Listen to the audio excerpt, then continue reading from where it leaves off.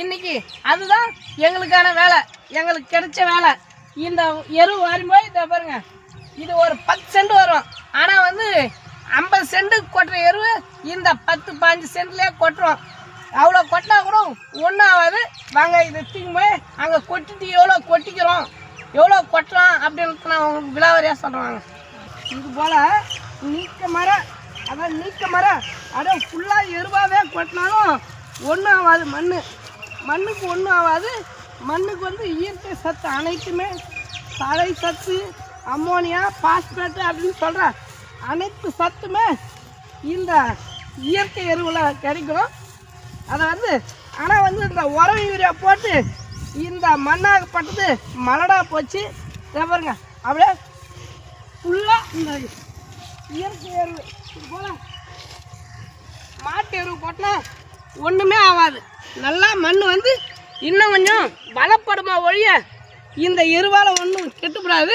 இது வந்து இயற்கையாக வந்தது. அதே போல் நம்ம உடம்புக்கு இயற்கையாக எந்த நோய் வந்தாலும் சரியாக போடும். ஆனால் இப்போ நம்ம உடம்புக்கு இயற்கையான நோய் எதுவும் வரல, எல்லாமே செயற்கையாய் உருவாக்கப்பட்ட நோய்கள் தான். இந்த உடம்புக்கும் செயற்கையால் வந்த நோய்ங்க தான் இந்த உடம்பையும் போக்கடிக்குது. அதே போல் இந்த மண்ணையும் செயற்கையாக வந்த நோய்கள் தான் இந்த மண்ணையும் மரடாகுது. இது போல் கொட்டி என் பாட்டன் பயிர் வச்சான். அப்போ பயிர் இயற்கை உரத்தில் விளைஞ்சதால் பயிரும் நல்லா விளைஞ்சி அதை சாப்பிட்ட என் பாட்டனும் 90 வயசு 100 வயசு இருந்தோம். என் அப்பன் கூட 80 வயசு இருந்தோம். நாங்கள் 60 வயசு தான் இருப்போம்.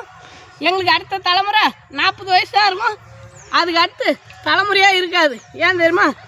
எல்லாமே மண்ணை மறந்துட்டு, எல்லாமே இயற்கையை மறந்துட்டு, எல்லாருமே செயற்கைக்கு ஆசைப்பட்டு செயற்கையாக போய் வீணாக போயிட்டாங்க. இந்த மனித இனம் போல இயற்கையான உரங்களை பயன்படுத்தி என் பாட்டை நல்ல மகசூல் எடுத்தோம்.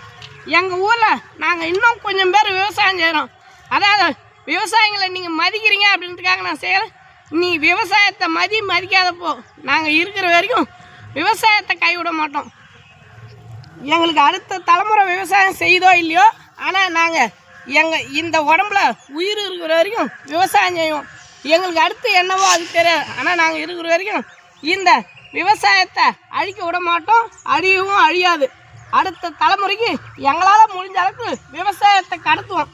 அடுத்த தலைமுறை அது ஏற்றுக்கலையோ, ஆனால் கடத்த வேண்டியது எங்களுடைய கடமையை செய், பலனை எதிர்பாராதுன்னு கீதையில் பகவான் சொன்ன மாதிரி நாங்கள் சொல்கிறோம் எங்கள் தலைமுறைக்கு.